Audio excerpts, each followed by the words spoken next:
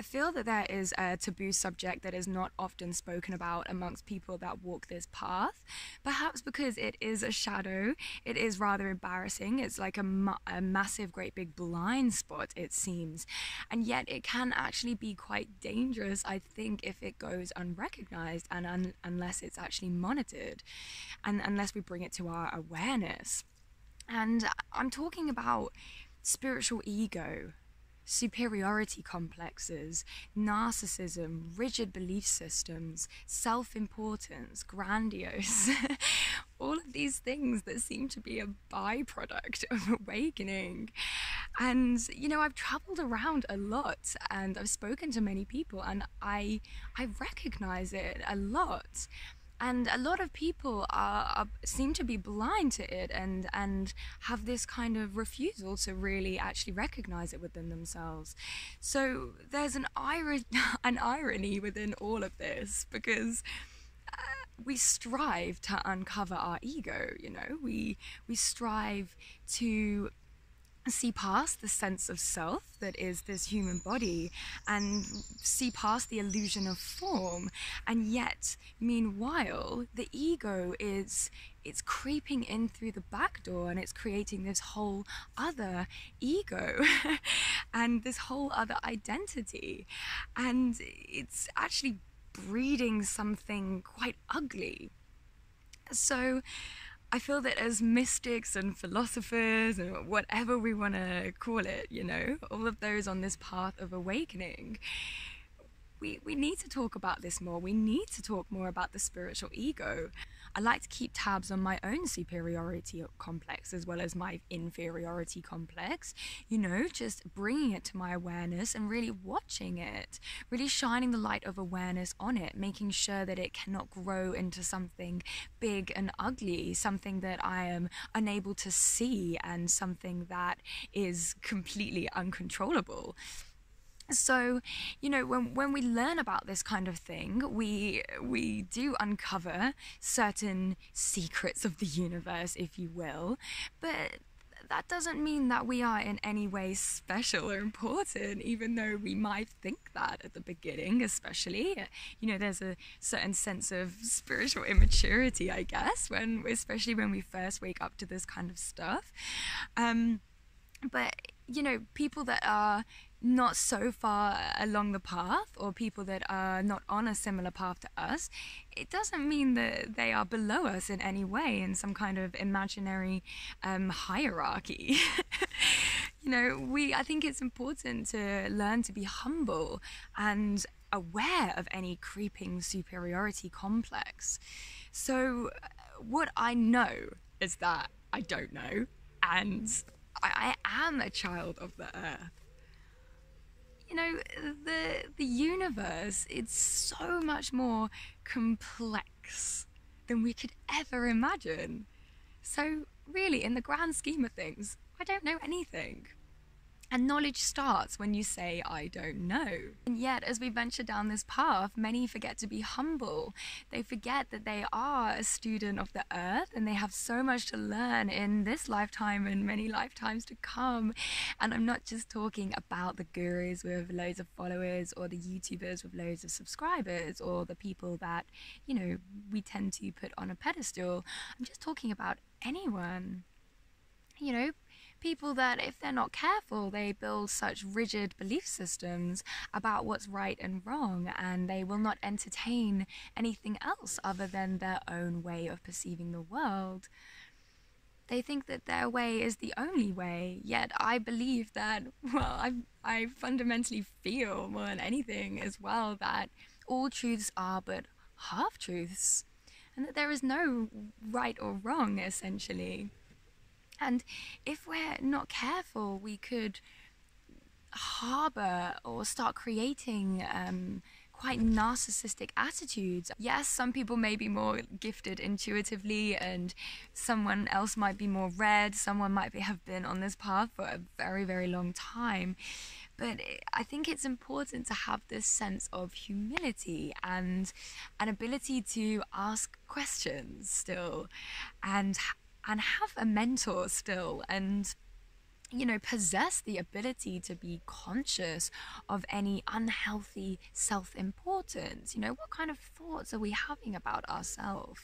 And I think this is extremely important, especially if people do put us on a pedestal and if we are well respected and if a lot of people admire us.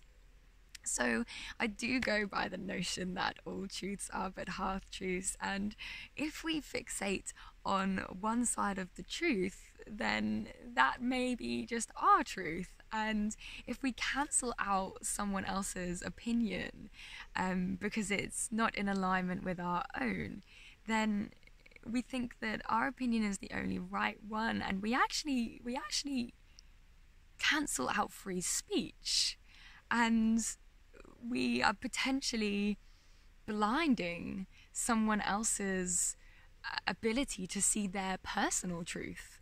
If we cannot have a conversation with someone without being able to see or listen to their side of the truth and their perception of the matter, then we're not even really having a discussion. We're just kind of like, well, it's my way or the highway. And that person, we don't have to be swayed by another person's opinion at all. It's just having the ability to be having the willingness to be open-minded and to let people speak their truth. And if we don't have this, then it can be problematic.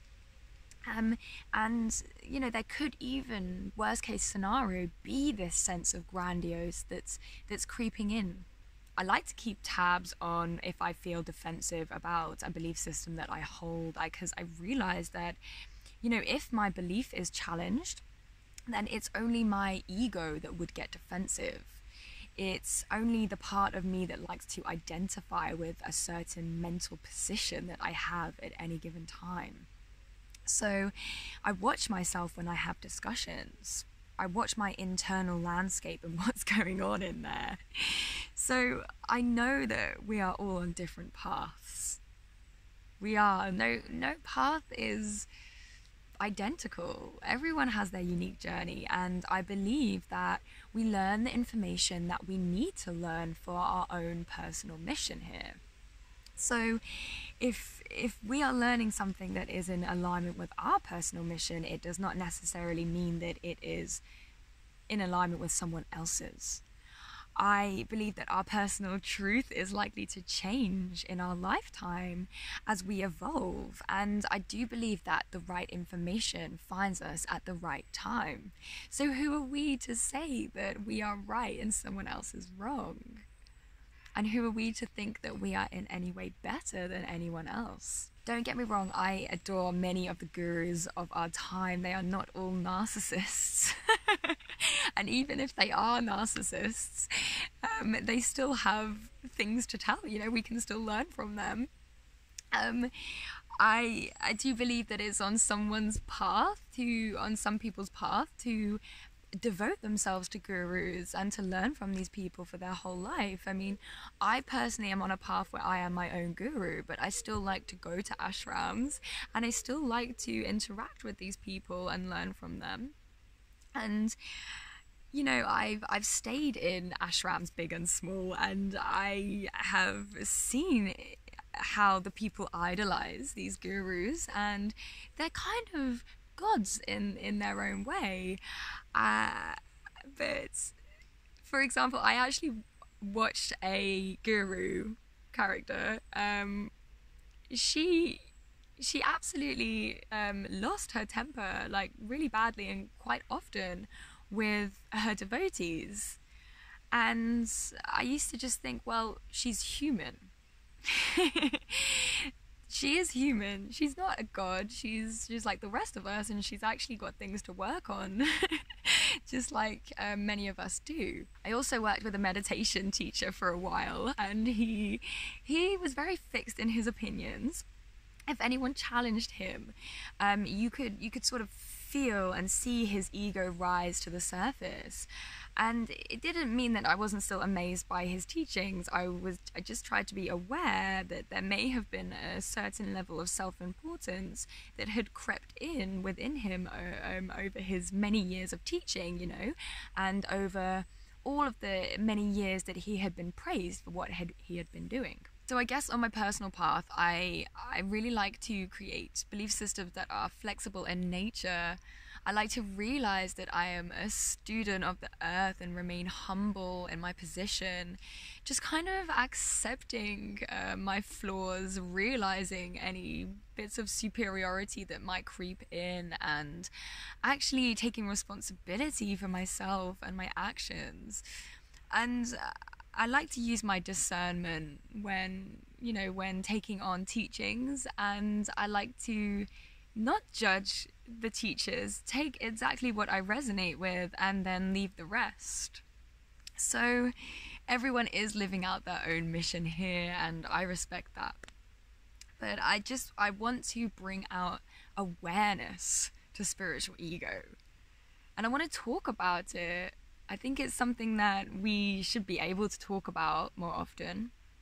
And, it doesn't matter how woke someone is, how much they've studied, how much they've practiced.